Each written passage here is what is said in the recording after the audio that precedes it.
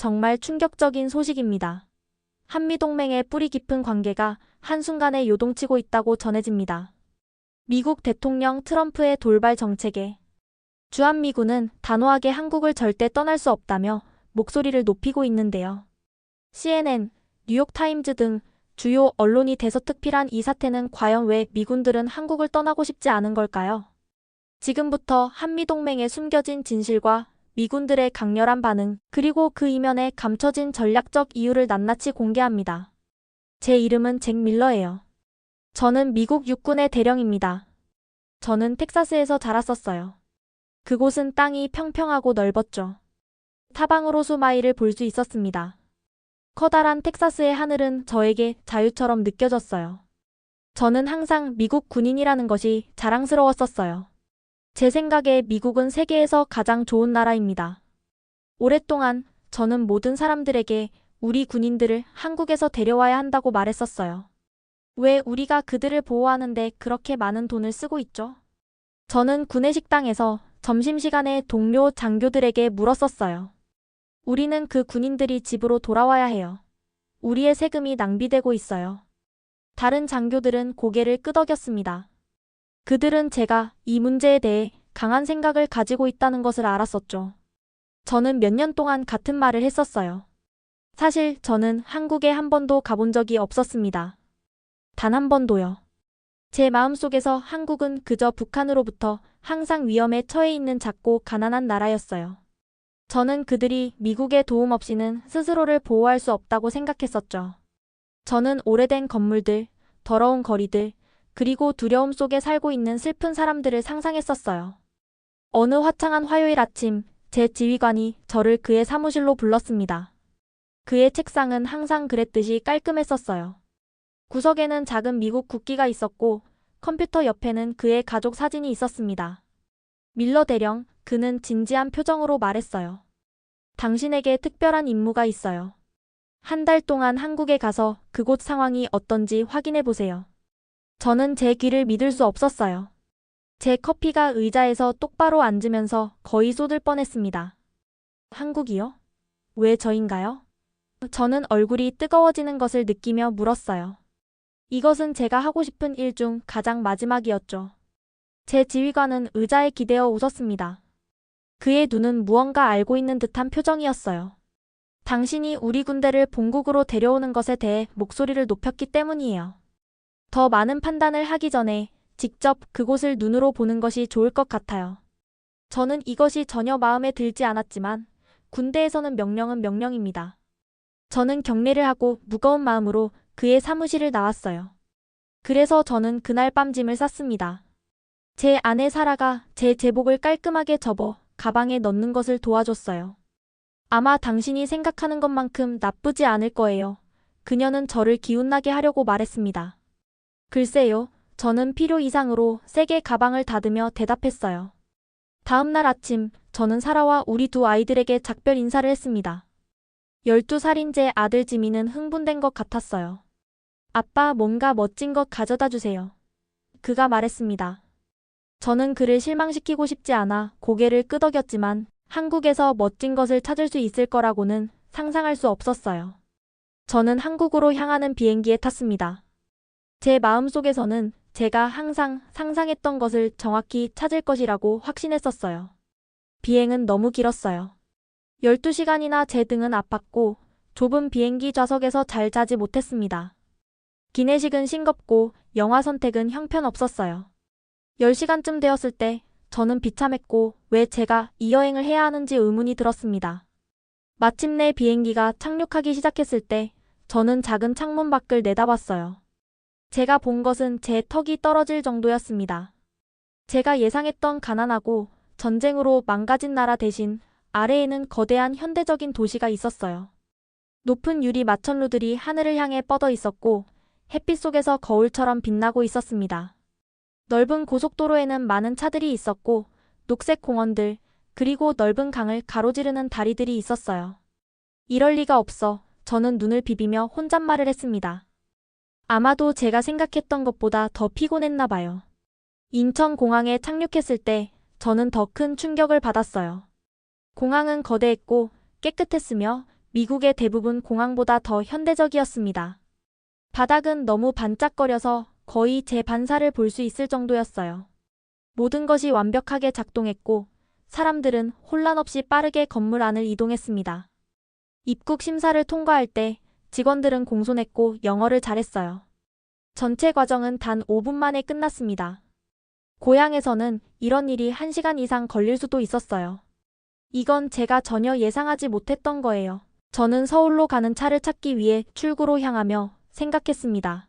제 가방을 끌면서 아마도 어쩌면 저는 한국에 대해 전부 잘못 알고 있었던 것 같아요. 그리고 그 생각은 저를 매우 불편하게 만들었습니다.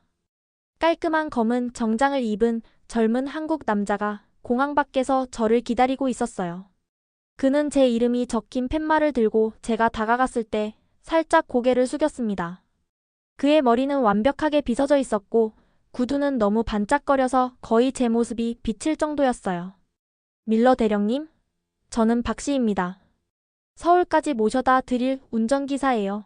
그는 억양 없이 완벽한 영어로 말했습니다. 저는 그가 그렇게 잘 말하는 것에 놀랐었어요. 만나서 반갑습니다.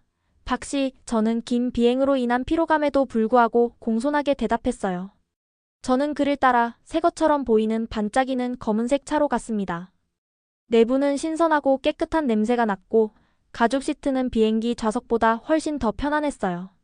공항에서 출발하면서 저는 창밖을 계속 바라보고 있었습니다. 고속도로는 넓고 매끄러웠으며 움푹 패인 곳이 하나도 없었어요. 텍사스에서는 우리 도로들이 균열과 울퉁불퉁한 곳으로 가득해서 특히 겨울 이후에는 좌석에서 통통 튀게 만들었었죠. 하지만 이 도로는 완벽했습니다. 전국이 다 이런가요? 저는 완벽한 도로를 가리키며 물었어요. 박 씨가 미소 지었습니다. 대부분의 주요 고속도로는 그렇습니다. 우리는 인프라에 자부심을 가지고 있어요. 교통은 깔끔하고 질서 있게 움직였어요. 미국 도시들처럼 다른 사람들 앞에 끼어들거나 경적을 울리는 사람이 없었습니다. 우리 주변의 자동차들은 새 모델이었어요. 많은 차들이 현대와 기아 같은 제가 알아볼 수 있는 브랜드였지만 미국에 있는 것들보다 더 고급스러워 보였습니다. 이게 정말 한국인가? 저는 혼자 생각했어요.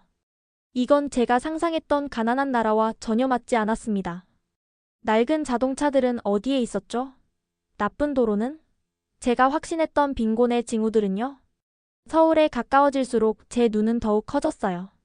거대한 건물들이 하늘을 향해 뻗어 있었고 일부는 화려한 조명과 거대한 TV 화면을 갖추고 있었습니다. 거리는 깨끗했고 쓰레기는 어디에도 없었어요. 사람들은 보도를 따라 서둘러 걷고 있었고 대부분 좋은 옷을 입고 쇼핑백이나 서류 가방을 들고 있었습니다. 많은 사람들이 손에 스마트폰을 들고 있었어요. 이건 제가 생각했던 한국보다는 뉴욕시 같네요. 저는 놀라움을 숨기지 않고 말했습니다. 박 씨는 자랑스럽게 고개를 끄덕였어요. 서울은 세계에서 가장 현대적인 도시 중 하나입니다. 많은 방문객들이 처음 왔을 때 놀라워해요. 왜 그런지 알겠네요. 저는 이전에 제 가정들에 대해 조금 어리석게 느끼며 중얼거렸습니다. 호텔에 도착했을 때 저는 다시 감명받았어요. 로비는 대리석 바닥과 천장에서 매달린 거대한 크리스탈 샹들리에로 아름다웠습니다. 직원들은 친절한 미소와 완벽한 영어로 저를 맞이했어요. 제 방에는 도시 스카이라인을 볼 수 있는 큰 창문, 대형 TV, 그리고 어떻게 사용해야 할지 모를 정도로 많은 버튼과 기능이 있는 욕실이 있었습니다. 제 가방을 풀고 제복을 옷걸이에 걸은 후 저는 이메일을 확인하고 어쩌면 사라와 아이들에게 메시지를 보낼까 해서 노트북을 열었어요. 제 아들이 보낸 동영상 링크를 클릭했는데 집에서처럼 버퍼링이 될 거라고 예상했었죠. 하지만 동영상은 즉시 재생되었고 지연이 전혀 없었습니다. 빙글빙글 도는 원도 없고 기다림도 없고 천천히 선명해지는 흐릿한 화면도 없었어요. 와. 저는 들을 사람이 아무도 없었지만 소리내어 말했습니다. 이 인터넷은 번개처럼 빠르네. 저는 웹사이트에서 속도를 확인했어요. 텍사스에 있는 제 연결보다 10배 더 빨랐습니다. 어떻게 한국이 미국보다 더 좋은 인터넷을 가질 수 있었을까요? 이건 제가 믿었던 어떤 것과도 맞지 않았어요. 제 배가 꼬르륵 소리를 내며 비행기 음식 이후로 제대로 된 식사를 하지 않았다는 것을 상기시켰는데 그것은 음식으로 거의 계산되지도 않았습니다. 저는 식당에 대해 물어보기 위해 프론트 데스크에 전화했어요. 많은 식당들이 여기로 배달해드립니다. 손님, 직원이 저에게 알려줬습니다. 한국 치킨을 드셔보시겠어요? 매우 인기 있고 미국 치킨과는 꽤 다릅니다. 저는 너무 피곤해서 나가기 싫었기 때문에 치킨을 주문했고 도착하는데 오래 걸릴 거라고 생각했어요. 집에서는 배달이 보통 최소 1시간 기다림을 의미했었죠. 저는 기다리는 동안 샤워를 하기로 했고 충분한 시간이 있다고 생각했습니다. 하지만 제가 막 몸을 말리고 있을 때 문을 두드리는 소리가 났어요. 겨우 20분밖에 지나지 않았었습니다. 친절한 미소를 지닌 젊은 여성 배달원이 완벽한 매너로 맛있는 냄새가 뜨거운 치킨 상자를 저에게 건네주었고 떠나기 전에 살짝 고개를 숙였어요. 제가 전에 먹어본 어떤 치킨보다 더 맛있는 바삭하고 달콤하면서도 매운 치킨을 한 입 빼어 물면서 저는 놀라움에 고개를 저었습니다. 인터넷은 집보다 더 빨랐어요. 도로는 더 좋았습니다. 배달은 더 빨랐어요. 도시는 더 깨끗하고 현대적이었습니다. 처음으로 저는 그냥 어쩌면 제가 한국에 대해 알고 있다고 생각했던 모든 것이 완전히 틀렸을지도 모른다고 생각하기 시작했어요. 그리고 제가 이것에 대해 틀렸다면 다른 무엇에 대해서도 틀렸을지도 모르겠군요. 다음 날 아침, 저는 지하철을 타고 한국군 본부로 가기로 했어요. 호텔 직원들이 교통카드를 구입하는 방법과 어떤 열차를 타야 하는지 알려줬습니다. 지하철역으로 내려갔을 때 저는 제 눈을 믿을 수 없었어요. 완벽하게 깨끗했습니다. 쓰레기도 없고 낙서도 없었어요. 바닥은 너무 반짝거려서 거의 제 모습이 비칠 정도였습니다.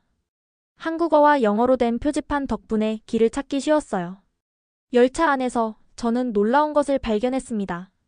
노인이나 임산부가 탈 때마다 젊은 사람들이 즉시 일어나서 자리를 양보했어요. 아무도 전화로 큰 소리로 말하지 않았습니다. 모든 사람들이 공손하고 존중했어요. 우리 고향의 지하철은 이렇게 좋지 않네요. 저는 뉴욕의 더럽고 시끄러운 열차들을 기억하며 생각했었어요. 더 놀라운 것은 터널을 지나갈 때도 제 휴대폰에 강한 와이파이 신호가 계속 표시됐다는 거예요. 저는 아무 문제 없이 이메일을 확인했습니다. 군 본부에 도착했을 때 깔끔한 제복을 입은 키가 큰 한국 장교가 저를 기다리고 있었어요. 밀러 대령님, 한국에 오신 것을 환영합니다. 그는 완벽한 미국 억양과 단단한 악수로 말했습니다. 저는 김준호 대령입니다. 만나기를 기대하고 있었어요. 영어를 정말 잘하시네요. 저는 놀라서 말했어요.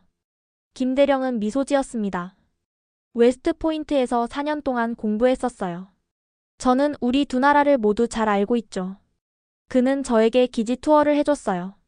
모든 것이 깨끗하고 완벽하게 정리되어 있었습니다. 우리가 지나갈 때 군인들은 차렷 자세로 서 있었어요.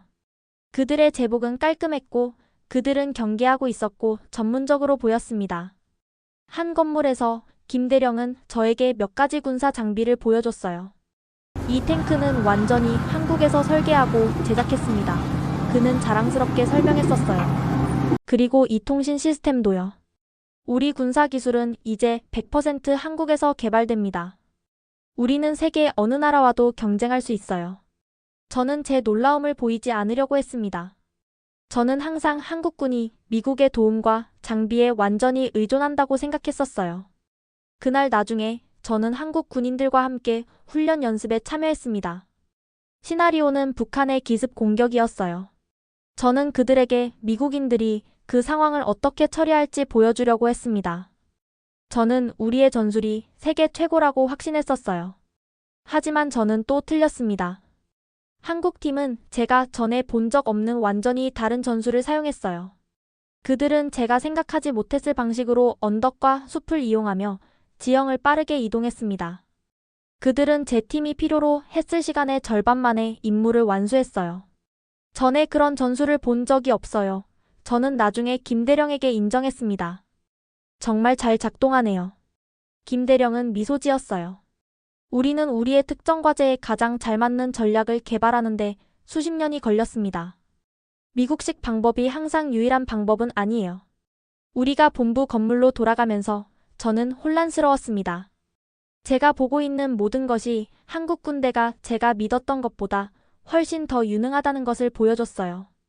아마 그들은 결국 미국의 보호가 필요하지 않을지도 모릅니다. 제 세계는 한 번에 하나씩 놀라움으로 뒤집어지고 있었어요. 점심시간에 김대령은 저를 미국과 한국 군인들이 함께 먹는 구내식당으로 데려갔어요. 저는 그들의 경험에 대해 들어보기 위해 미국 군인들 그룹과 함께 앉기로 했습니다. 테이블은 나누어져 있었어요. 한쪽에는 몇 주 전에 한국에 막 도착한 군인들이 앉아 있었습니다. 다른 쪽에는 몇 년 동안 여기에 있었던 군인들이 있었어요. 엄마가 해주신 요리가 그리워요. 한 슬픈 표정의 새로운 군인이 불평했습니다. 그리고 여기 모든 것이 너무 다르네요. 빨리 집에 가고 싶어요. 다른 새로운 군인들도 동의하며 고개를 끄덕였어요. 이것은 제가 들을 것이라고 정확히 예상했던 거였습니다.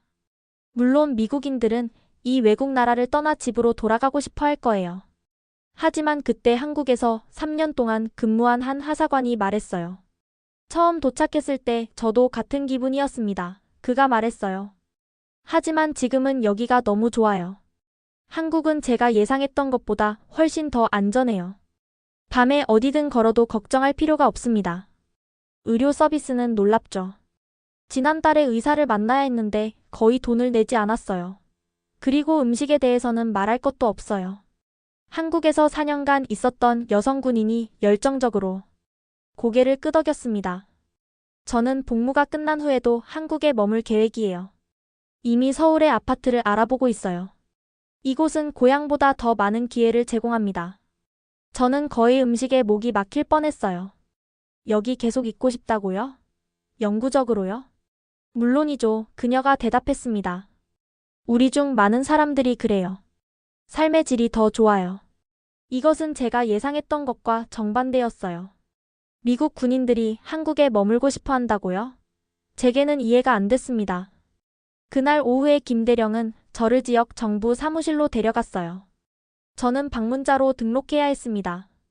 미국에서는 정부 사무실에 가는 것이 몇 시간 동안 긴 줄을 서서 기다리는 것을 의미했었죠. 저는 지루하고 짜증나는 경험을 예상하고 있었어요.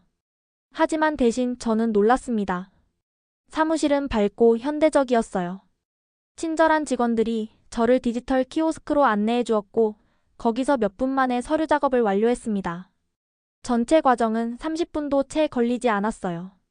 고향에서는 이런 일이 하루 종일 어쩌면 며칠이 걸릴 거예요. 저는 김대령에게 말했습니다.